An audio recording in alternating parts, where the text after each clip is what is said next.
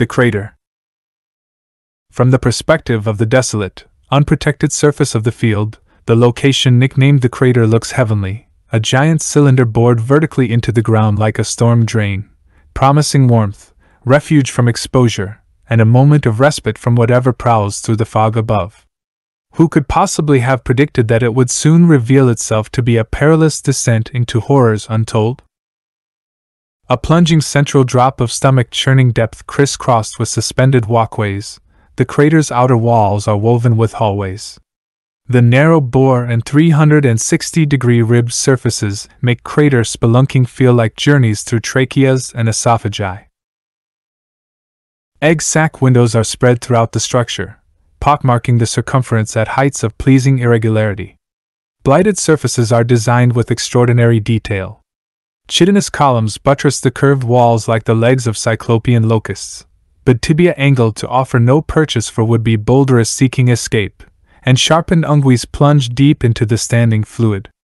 Larger viewing portals bulge from the surfaces like elongated boils, bordered by arterial tubes and sliced open across the middle to allow unrestricted views across the chasm. In a reverse of the Genesis wall's birthing cocoons, these holes are exit points. Crater creatures drag themselves up and through the tunnels to escape the crater's central chamber, shedding sticky organic residue as they travel. Layered buildups of corrupted tendrils indicate large volumes of crater creatures have traveled certain paths and instilled dread. Miles upon miles of thick, fluid cables run beneath the flooring. Countless years of abrasive forces caused by the friction of crater creatures dragging their bodies across all surfaces have eroded parts of the structure. In the depth of the crater, a carpet of gore lies at the base of the crater, flanked by walls permanently tainted by aerosol string-like ropes of sinewy discharge. Here the source of this location's malignancy comes in the distended shape of a resident queen monster.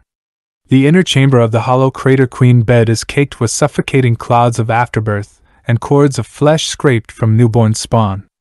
She sits at the base of the pit and churns out young at machine gun pace to transform the potential shelter into a near inescapable feeding pit. The brood strong enough to tear free from their siblings spend their first moments of life dragging themselves up to these windows and shuffling through to infest other regions. Like ants taking over your house, if so, they're ants by way of snails, leaving trails of organic residue to infect every surface. This queen and her spawn are examined in more detail in the Crater Creatures video. However, and shouldn't detract from the levels of care poured into the design of the location itself. While now this location's function is one of a giant maternity ward for the monster queen, it wasn't always like this. While its intended function is unknown and lost under piles of flesh, weakens this place's importance. We can see control rooms and monitoring stations feature wide-open viewing portals to wordlessly signpost upcoming locations of significance. Rotating transport spheres and their associated clamps feel like a technological leap beyond the retro machinery found within the first location, the assembly. Items, objects, and even entire structure rarely exist in isolation.